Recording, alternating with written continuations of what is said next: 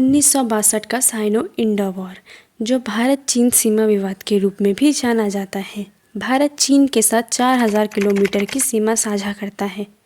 ये सीमा 3 सेक्टरों में बटी हुई है।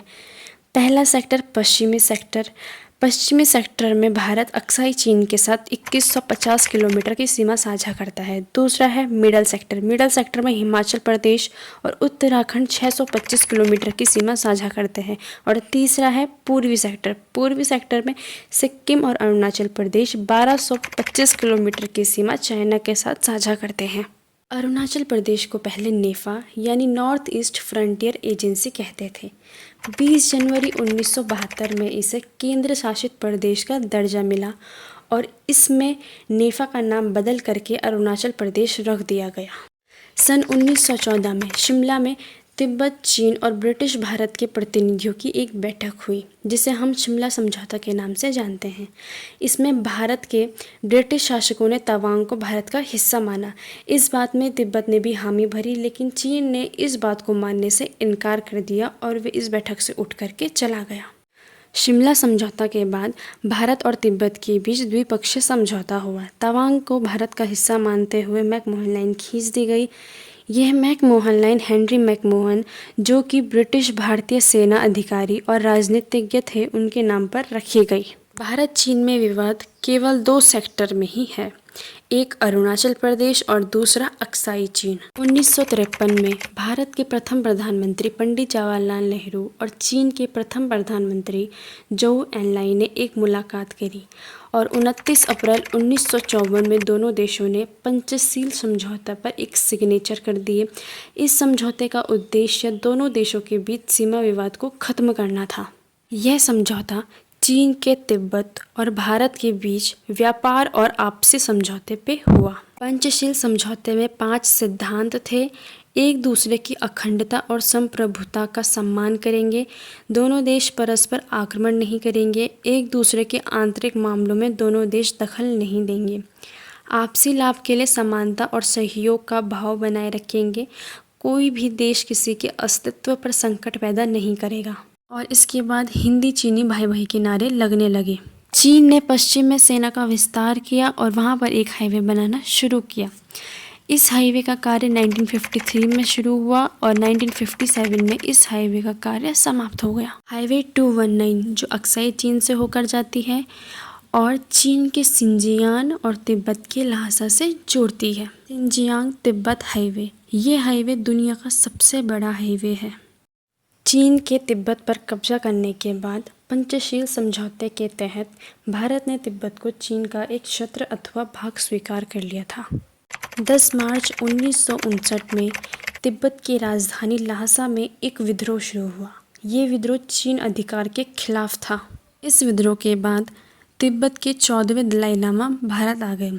भारत ने इन्हें अपने देश में शरण दी तो इस बात से माओ त्से-तुंग तिलमिला उठे। यहीं से भारत चीन युद्ध की शुरुआत होती है।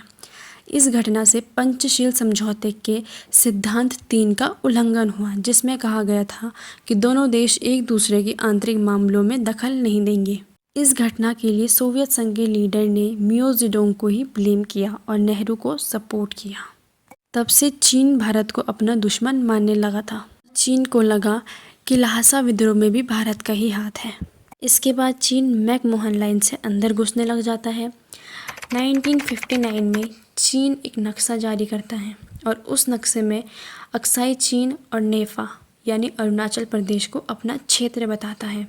पंडित जवाहरलाल नेहरू इस बात को मानने से इनकार कर देते हैं और इन्हें अपना अभिन्न अंग बताते हैं। पहली लड़ाई 10 अक्टूबर 1962 को होती है, जिसमें 33 चीनी और 25 भारतीय जवान शहीद हो जाते हैं। इसके बाद 20 अक्टूबर 1962 में चीन के पीपल लिबरेशन आर्मी भारत पर हमला करती है। चीन भारत पर 2 तरफा हमला करती है, एक अक्साई चीन की तरफ से और दूसरा अरुणाचल प्रदेश के तवांग जिले की तरफ से। इस लड़ाई के दौरान पश्चिम में रेजांगला और पूर्व में तवांग पर चीन का कब्जा हो जाता है। रेजांगला जम्मू कश्मीर राज्य के लद्दाख क्षेत्र में चुशुल घाटी में एक पहाड़ी दर्रा है। 24 अक्टूबर तक चीन आर्मी अरुणाचल प्रदेश में 16 किलोमीटर अंदर तक घुस जाती है। इसके बाद चीन के नेता जोउ एनलाई भारत के साथ कुछ समझौता करना चाहते हैं और चीन अपनी आर्मी को वहीं रोकने का आदेश देती है। चीन भारत को शांति प्रस्ताव भेजता है, लेकिन नेहरू जी सभी प्रस्ताव को मानने से इनकार कर देते हैं और फिर से जंग शुरू हो जाती है। इस बीच नेहरू 19 नवंबर को जॉन एफ कैनेडी अमेरिका के राष्ट्रपति को 2 पत्र भेजते हैं। दिल्ली के रूजवेल्ट हाउस में जॉन के गैलब्रेथ ने प्रेसिडेंट जॉन एफ कैनेडी से हथियार और 7वें बेड़े को बंगाल की खाड़ी की तरफ रवाना करने को कहा। जॉन एफ कैनेडी गैलब्रेथ की सलाह मान लेते हैं। तो दूसरी तरफ ब्रिटेन के रॉयल एयरफोर्स से भी भारत को सहारा मिलता है। इससे चीन को लग गया था कि अमेरिका और ब्रिटेन भारत को सैन्य सहायता कर रहा है। चीन को लग गया था कि लड़ाई जितनी लंबी चलेगी, ब्रिटेन और अमेरिका से हथियार उतने अधिक भारत आएंगे। इसके बाद 20 नवंबर की आधी रात को चीन एक तरफा युद्ध विराम की घोषणा कर देता है। चीन ने यह भी कहा कि उसकी आर्मी वास्तविक रेखा नियंत्रण की स्थिति से 20 किलोमीटर पीछे चली जाएगी।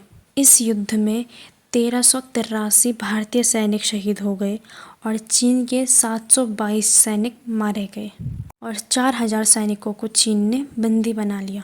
युद्ध हारने के मुख्यतः 2 कारण थे। पहला, भारत युद्ध के लिए तैयार नहीं था, इसलिए सीमा रेखा पर भारत के मुकाबले चीनी सैनिकों की तैनाती अधिक थी। और दूसरा, भारतीय सैनिकों के पास युद्ध के लिए हथियार बहुत कम थे। भारत ने इस युद्ध का डटकर सामना किया, लेकिन हार गया। वीडियो में अंत तक बने रहने के लिए धन्यवाद। अगर आपको वीडियो पसंद आई हो तो लाइक, कमेंट एंड सब्सक्राइब ज़रूर करें।